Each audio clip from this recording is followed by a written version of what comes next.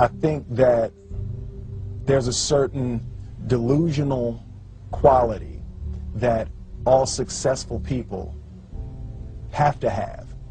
You have to believe that something different than what has happened for the last 50 million years of history. You have to believe that something different can happen. This has been a dream of yours since, I believe you said, 12 years old. This is what your life is about, right?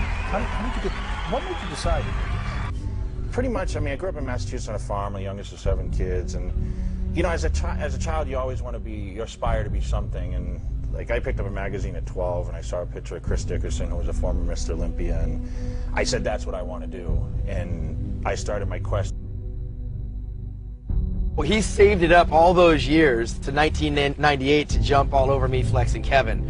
I'm not going to say Ronnie came out of the woodworks, because Ronnie was there all along. And I remember the days when I saw Ronnie Coleman, you know, coming through the turnstile, getting ready to come on stage and do his little, whatever kind of posing routine that was he used to do back in the day. But when Ronnie decided to bite the bullet, and I knew he was biting it back in '96, he was coming on strong. I got second that year.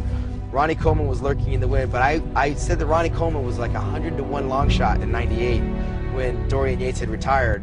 And I think that's probably what added a lot of fuel to his gas tank, because since '98, Ronnie Coleman's been unfadable. The first step before anybody else in the world believes it is you have to believe it. There's no reason to have a plan B because it distracts from plan A.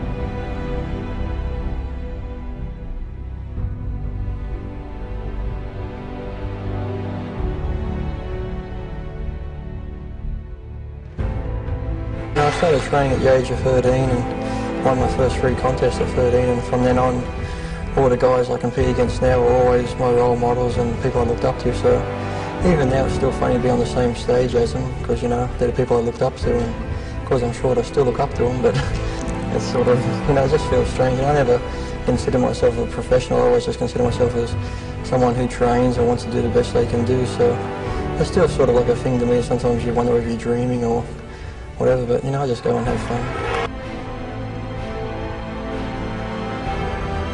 But at that time, I resented Dorian more than I could resent anybody else. And you know what? It was never his fault for winning the Olympia.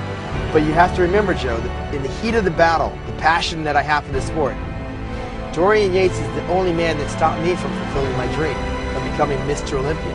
And if I never get second again, it won't be too soon, because second place is the worst place for you to be on that Olympia stage, disregarding the prize money. Most people are like, you should be happy, you should be thankful, it's $50,000, you're second in the world. Second place sucks. And there's a frustration it brings with you, there's an attitude it brings with you, and there's major, major depression and disappointment it brings with you. What am I doing with my life? Am I living it, or am I just, you know, going to some humdrum job that I don't really want to be at? Doing some minuscule task, getting paid to be a mindless drone, you know, or am I out there living life on my terms, the way I want to live it, doing the things that I want to do? Make no mistake about it, as hard as this is, this is what I want to do. This is what I want to do, you know, and some people can make fun of it. They can crack jokes, they can sit back and analyze and, you know, criticize and make all the fun they want. But I'm living my life. I've found my passion. I've created my true calling in life. I'm living life on my terms. And I think that's what it's about. Life is for the living, you know. Stress is a part of it. But stress makes us better. Stress makes us live. Stress is how we know we're alive. You know? If we don't know what stress is, then we don't know what feels good. You don't try to build a wall.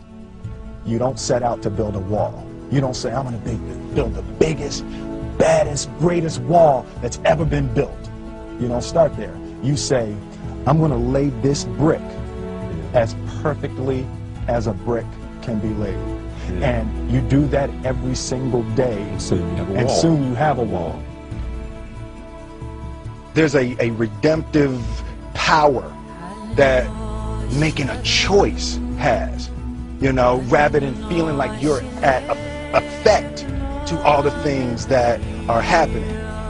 Make a choice, right? You just decide what it's going to be, who you're going to be, how you're going to do it. Just decide.